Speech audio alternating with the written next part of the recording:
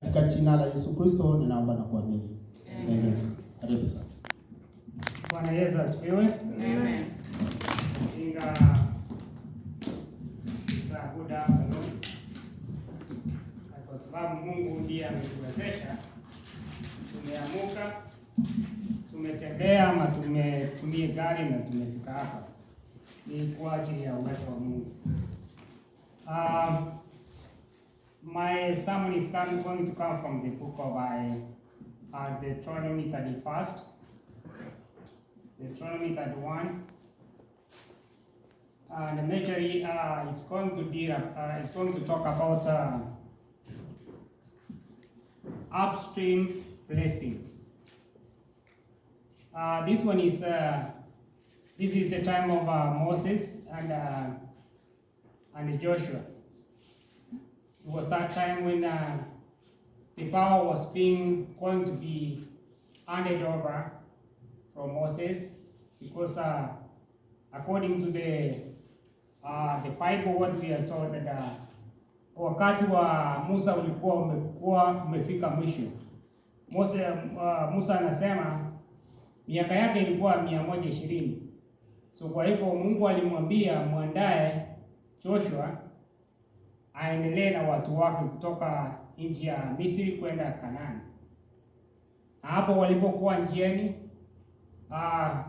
Biblia inatuambia Joshua aliambiwa na Mungu aanze kumwandaa Joshua, ndio Joshua afikishe watu wa Mungu kwenye nchi ile ambao waliambiwa wataenda kuishi milele na milele bila matatizo.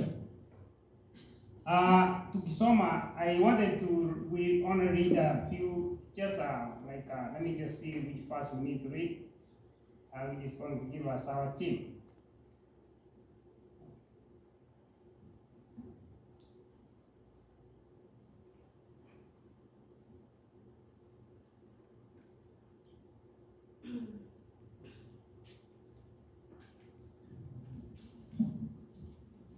I think somebody else, the Bible can read for us Deuteronomy 31, verse 21 to 24.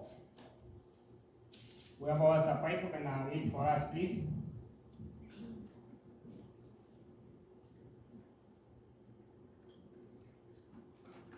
Deuteronomy chapter 31, verse 21, it says, "And when many disasters and difficulties came upon them, this song will testify against them, because it was not be forgotten by their descendants.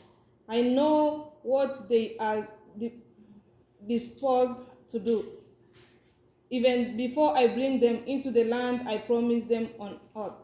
So Moses wrote down this song that day and taught it to the Israelites. The Lord gave his command to Joshua, son of Nun, "Be strong and courageous, for you will bring the Israelites into the land I promised them on earth, and I myself will be with you." After Moses finished writing in a book the words of this law from beginning to end, he gave this command to the Levites who carried the ark of the covenant of the Lord. 26? Yeah. "Take this book of the law and place it beside the ark of the covenant of the Lord your God. There it will remain as a witness against you." Thank you so much. You've heard vile amesoma Moses alipatiwa jukumu la kuandika the Ark of Covenant. Aliandika akamaliza. Alafu akapatia viongozi wa kanisa au wale wakuu you can say that they were among the leaders of the community. So akawaambia sasa amemaliza kazi yake, na it was his duty, ilikuwa kazi yake kuambia watu wote, na Joshua alikuwa na yeye pia asome hayo, ajue kile ambao kiko ndani. Tukumbuke walipokaribia sasa mto Jordan. Kwanza tukianzia huko nyuma, during the time of Moses, when Moses was rescuing the children of Israel from Egypt, they passed this Red Sea. So they were crossing over the Red Sea. During this time, Joshua did not have any role. He just watched his brother Moses do what he was supposed to do. Aliambiwa achukue ile rungu, apige maji mara moja na hiyo maji itawanyike ndio wapate kupita kwenda kufuka kwenda ng'ambo nyingine huko Kanaani. Sasa tumefika wakati, this is hao watu wana wa Israeli wanaendelea na safari yao. Unajua safari ilikuwa they say from Canaan, from where they were from Egypt, going all the way to Israel, where they were supposed to go settle. It was a very short distance. It was not supposed to take them 40 years.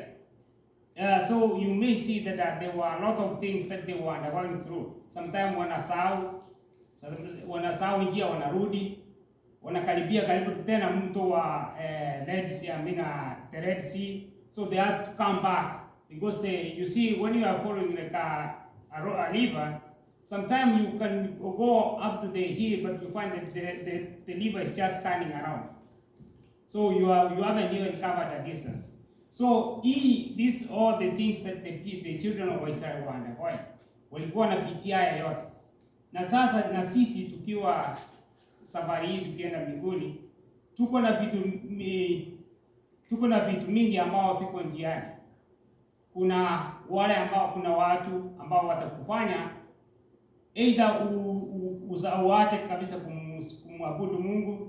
Kuna wengine wataku-encourage, wanaku-encourage uende, lakini hawataku-encourage sana kwa sababu watakuachia nyuma kwa sababu kuna watu wengine ambao wanaendelea huko nyuma na wao kuwafuta. Kwa hivyo hii safari ndio Moses aliambia ndugu yake Joshua, he has to be akuwe na roho ambao itakuwa ni roho ya kuvumilia, awe mtu mvumilivu, kwa sababu safari haitakuwa rahisi. Safari itakuwa na vitu mingi ambao vitakuwa njiani. Kuna watu hawatakuwa, ukisoma hapo chini sana kidogo, utaona watoto wa Israeli walianza kuabudu sanamu. Sasa wakasahau ule Mungu ambaye amewatoa ng'ambo ile, kuwafikisha hiyo ng'ambo nyingine, wakasahau kabisa na wakaanza kuabudu miungu. Hiyo yote ni mapitio watu ambao wamepitia, kwa sababu safari ya kwenda mbinguni sio rahisi. Kama ingekuwa rahisi, watu wengi wangekuwa wamefika huko already. Sana hao watu ambao wako na pesa wangekuwa wamefika huko. Sisi ambao hatuna pesa, unajua kuna watu wengine ambao wako na ndege. Kama like now let's say President Donald Trump, before even became president, alikuwa na ndege yake. Atasafiri kutoka California aende whatever, hata Minnesota, anakuja kwa ndege yake. Haitaji, he just go to akienda kwa uwanja, he bought his flight and anaenda kwenye anataka. Sasa wale watu ambao ni matajiri, saa hii kama angekuwa ni matajiri tu peke yake ambao wangekwenda mbinguni, tayari wote wangekuwa wamejaa huko, kwa sababu kitu utafanya, watu wengine watafuta njia shortcut ya kupata pesa haraka ndio waende huko. Ndio nimesikia saa zingine some countries, hata Kenya, some places hata Nigeria, kuna watu ambao wanauza viungo za watu, kama they can come and kill you, they take your heart, it is sent maybe to India or Saudi Arabia, somewhere there where the people need some oil, because those people on those other sides, they do have money, they can pay the money. Huyu mtu anapata pesa kidogo, lakini the organ ambaye ametuma, that organ can be available for the person who is on the other side who paid a lot of money. So this is the things that Joshua alikuwa apitie, kwa sababu Moses alimwambia sasa amemwachia the Ark of Covenant. Hata wakati ambao walikuwa wafuke mto Jordan when they were crossing. Joshua alifikiria kwamba akifika huku ataweka hiyo, because they were told to bring the Ark of the Covenant, they put it on the edge of the river. So waweke hapo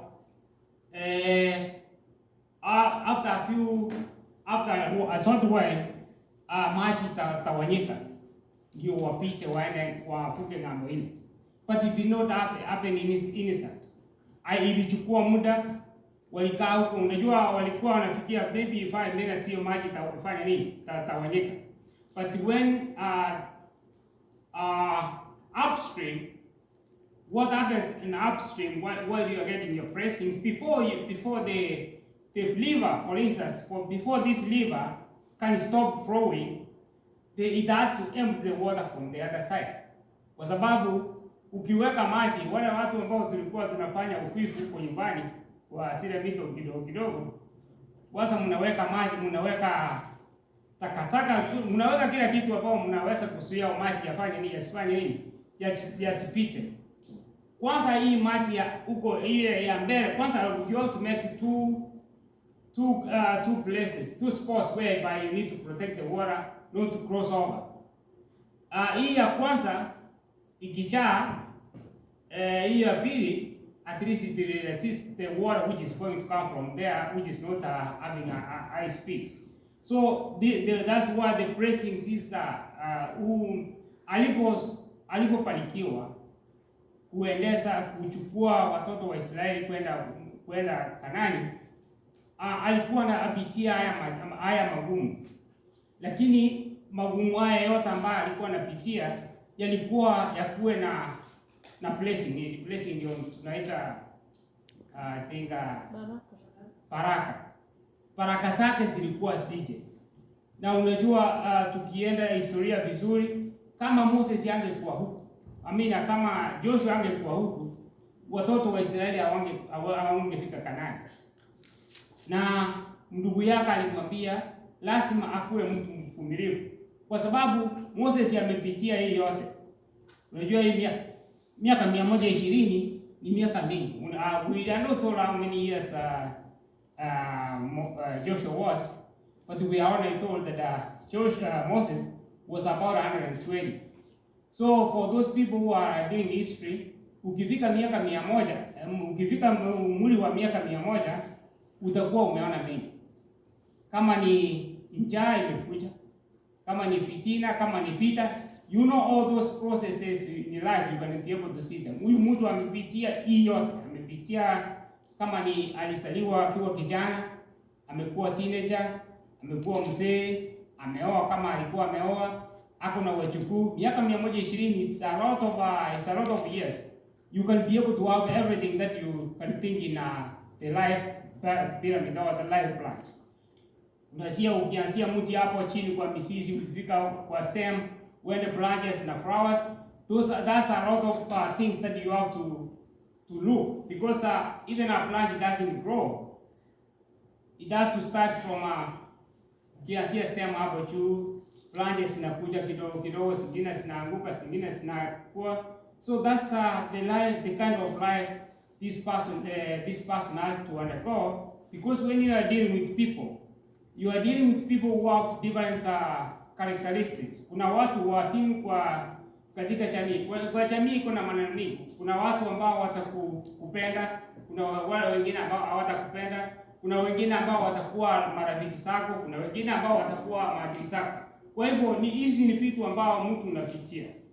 When you are just getting blessings, sometimes maombi ni kitu cha maana kwa Mkristo. Ukiomba maneno yako, sometimes you pray, you think that your prayer has been answered instant. It doesn't. The moment you mention whatever that you want from God doesn't answer you instant. Anaendelea kupanga pole, but itakuja kutimia. Kama watoto mkiwa shuleni, sometimes when you go to the class the first day, it doesn't mean that you have graduated. You have to go through that process of first grade. Unaanzia kindergarten, tuseme baby class. Kutoka baby class unaenda kindergarten unaenda first grade, mpaka 12th grade. Hapo unaenda umemaliza high school. Toka high school you have to go to college. When you go to college you finish either some programs will take 4 years. You finish your 4 years. If you want to be a doctor, then you have to be specialized in one department of whatever course that you choose. Kama ni daktari, utakuwa daktari itachukua about 7 years again. So you see the process is not short, it's a long process. Kwa hivyo you have to be patient. That's why even Moses was telling his brothers that you have to be patient. Kwa hao watu ambao you will be dealing, they are human beings. Kuna wakati ambao watakupenda, kuna wakati ambao watakuchukia, kuna wakati ambao watakuwa marafiki zako, kuna wakati ambao watakuja karibu, kuna wakati ambao watajitenga, ambao wengine wataenda huko, wengine watakuja hapa. Kwa hivyo lazima uwe mvumilivu na kila kitu ambao unataka kutoka kwa Mungu. Sometimes ukiomba, if your prayer is not answered, don't give up, continue praying. They always say that kila kitu ambao utakuwa unaombea itachukua wakati. You don't play only once and whatever that you want it just happens. If you play once and it happens, that's okay. But you have to be patient, you have to be consistent. Uendelee kuomba mpaka wakati Mungu mwenyewe atajidhihirisha na kufanyie kile umetaka. Kwa hivyo tukiwa Wakristo, vile tuko na safari ya kwenda mbinguni. Safari itakuwa ni safari, wanasema ni safari ya vita. Utakuwa unapanda milima, utakuwa unaenda maponde, lakini ukiwa mvumilivu, at the end of the day you will be able to get where your destiny is met. Kwa hivyo umuombe Mungu akusaidie, ndio hata ikiwa safari ndefu, finally you will be able to get there. Wale ambao wametoka Kenya, wale ambao walifanya interview, ukienda for interview like American interview, sometimes it's a little tricky. You never know when you are answering the question right. You never know whether you answer right or you answer wrong. But at the end of the day, huyu mtu atakwambia there are two things I want to see. I want to see kama ni umekuja kama mgeni, anakuambia lazima aone statement yako, the bank statement. Tena atakuuliza, ukikuja America are you going to return back? So hiyo swali ni ngumu sana. Sometimes unaweza wacha tu ni unataka siku ngapi? Sometimes they can ask you how many days you want to come to stay in the United States. So that one they are asking you, but they are asking you based on the letter that you have. Kwa sababu umempatia barua, umepatia yule the person in the counter, umepatia barua zako zote, all your documents. Kwa sababu when you go to do an interview in the American embassy, you have to have your documents ready. Unawapatia kwanza, umewapatia.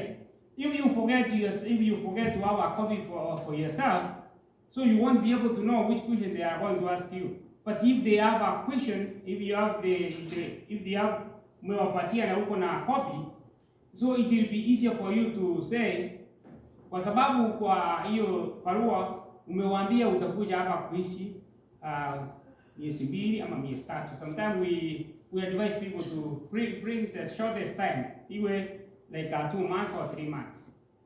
Ama if you go more, it can be 6 months. Sasa ukiweka hivyo, wewe lazima ukumbuke kwamba nilimwambia I need to go to United States for only 6 months. Kwa hiyo interview. So going to heaven, you have to have your own questionnaire. Questionnaire yako uwe umejipanga vizuri. Useme kwanza ujiombee. Ujue kwamba matatizo yatakuwa huko njiani. There will be a lot of things. There will be troubles. There will be watu watakucheka, watu watakufanyia kitu, utakosa vitu zingine. But ukiwa umeomba, Mungu atakuwa mbele yako na atakufungulia njia ambao itakuwa ikufikishe kwenye ulikuwa unataka. Na another thing that you need to do, you need to believe. You need to believe on yourself, and you believe that the angels will be there to protect you. Once you call to the Lord, you make your prayer, the Lord will send his angels.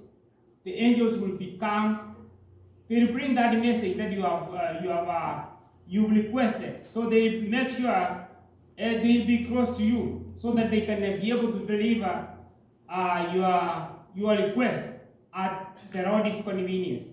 Mungu ndiye ataamua ni wakati gani the angels will come and assist you. They tell you now your prayer has been answered. Kama ulikuwa unaomba Mungu akupatie kazi, siku hiyo ukienda kwa interview, ukirudi, Mungu atakuwa mbele yako na atakuonyesha kwamba ile kazi ambayo ulikuwa unataka sasa ndio imekuja.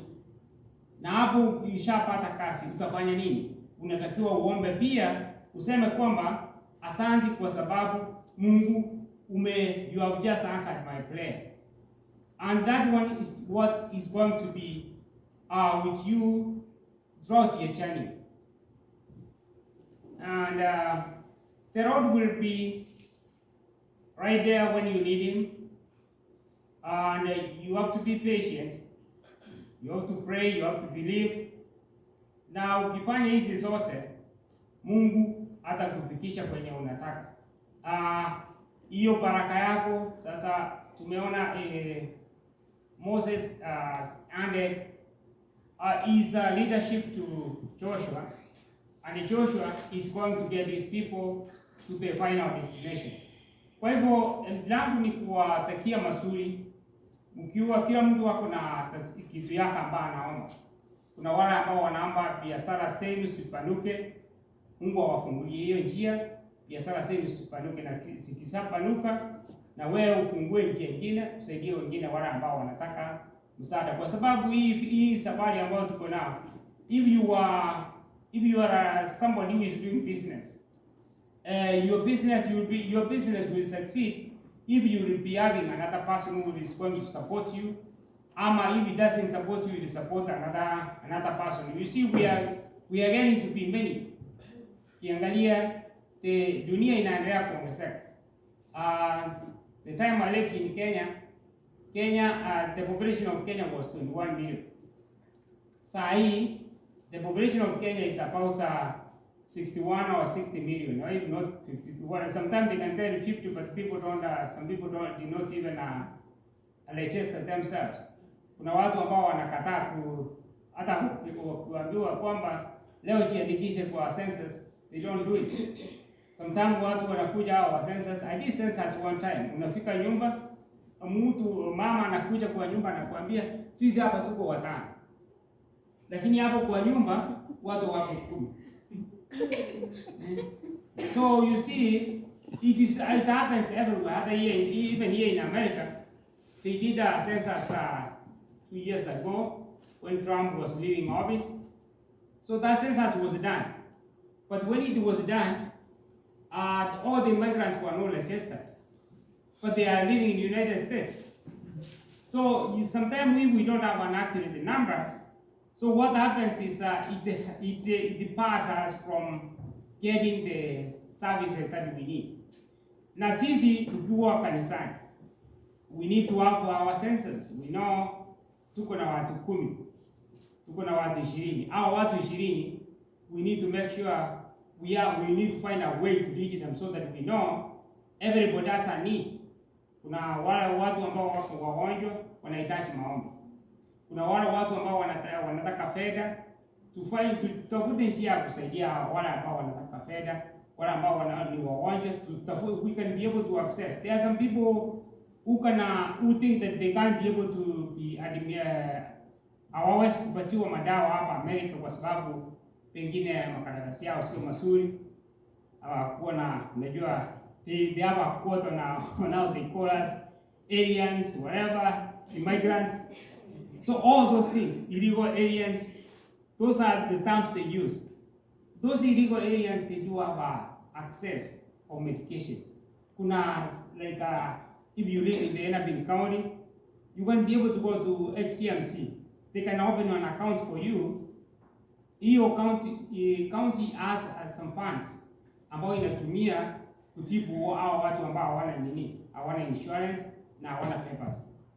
That's one resource watu wa kanisa wanaweza kusaidia wale watu ambao wako miongoni yao ambao wanataka msaada ndio na wao wahudumiwe. There are some areas that also we used to get funds. Wale watu ambao walikuwa hapa when we had COVID, there were some funds which were meant for immigrants. Na wale watoto ambao wako shule ambao they don't have computer access. So the immigrant community, they were getting a free internet access. They used to have some hubs out here, some in Carrefour, Aldi. Sometimes the Asians are good in getting those accesses. But with us, sometimes even, we can be able to get an internet service for free. We can be able to get a phone for free. But with us, sometimes ukiona watu kwa kona hapo wanafanya kazi, we don't know what they're doing. But if you go there and ask, they can be able to tell you, all I need to see.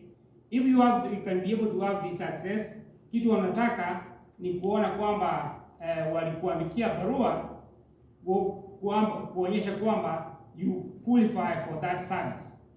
So they give you, if you give them that paper, like those ones who use who go to hospital, they use ISO Medicare cards.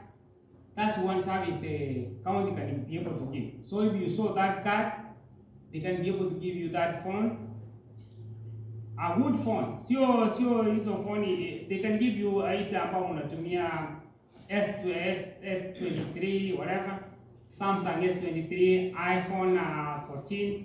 They can give you that phone for free. The county will be paying your bill.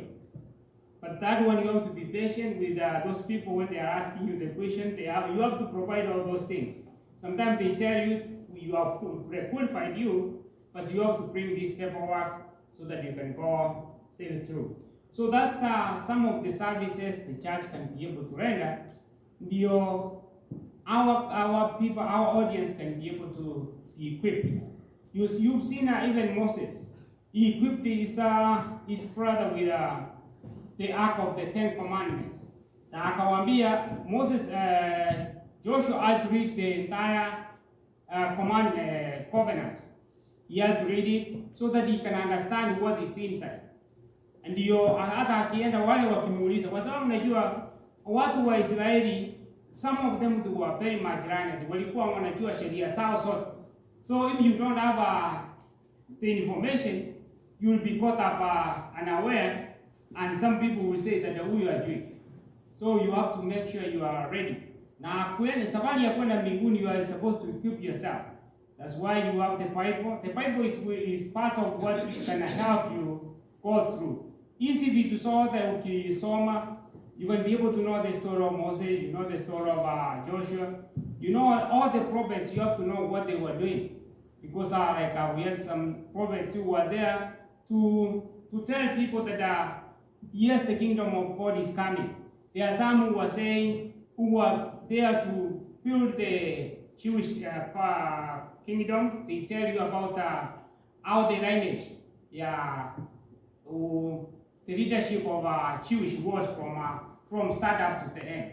So we have to understand the Bible from Genesis to Revelation. In between there are a lot of things that we have to learn. It's like the Bible is what can be able to get us go the right way, so that we can be able to, whenever you are asking a question, you don't get stranded. Because the Bible is there to protect you. You tell them, this is what it says in our Bible somewhere, it tells you that don't kill. So you have to prove that person. This one is said it is part of the 10 Commandments. So you have to run, like the youths, you need to know the 10 Commandments. You need to run from commandment number 1 up to number 10. So that way, you are able to know, understand what the Bible is talking about, the commandments. And I think if we can do all those are the things we can be able to put us ready for any war that is coming ahead of us. Yo tulikuwa tunaimba, kuna ule wimbo ambao tunaimba Jacobo, I think Jacobo knows it. Kaeni macho wa Kristo, vitani vikali kote ulimwengu, faini silaha zake Mwokozi, muweze kupambana na yule shetani. If you try to have all those pillars, those armors, everything that you need to have to protect you, I think you'll be able to sail through, and you have to be patient.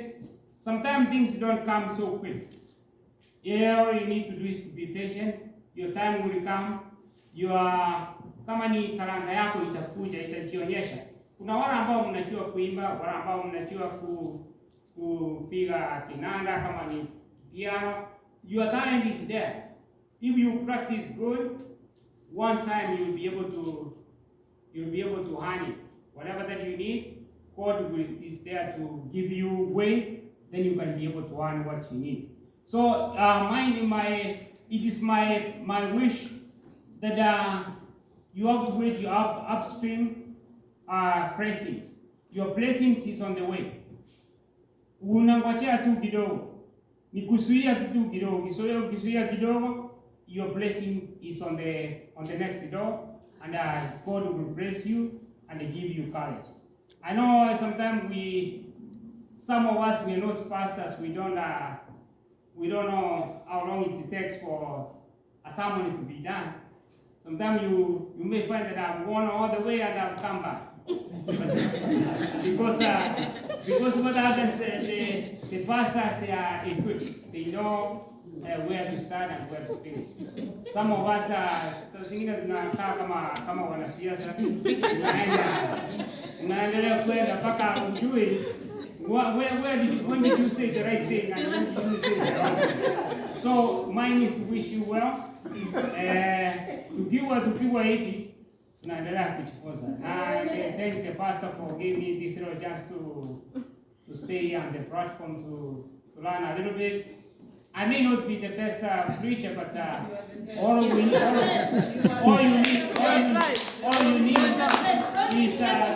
we have courage. Amen. Everybody has a gift to give to us. Atulishe. Hata uje hapa usome kifungo moja, it's enough. So yangu ni kuwatakia mazuri na Mungu aendelee kuwabariki. Baraka zenu siku njema. Amen.